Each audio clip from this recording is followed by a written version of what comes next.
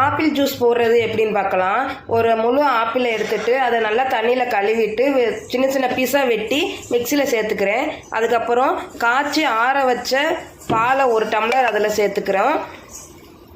இதில் இனிப்புக்காக நான் தேனும் நாட்டு சர்க்கரையும் சேர்த்துக்க போகிறேன். 1 ஸ்பூன் அளவுக்கு தேன் சேர்த்துக்கிறணும். இதோட 1 டேபிள் ஸ்பூன் அளவுக்கு நாட்டு சர்க்கரை ஆட் பண்ணிக்கிறேன். அவ்வளோதான். இது எல்லாத்தையும் ஒன்றா சேர்த்து மிக்சியில் போட்டு அரைச்சி எடுத்துக்கிடுவோம்.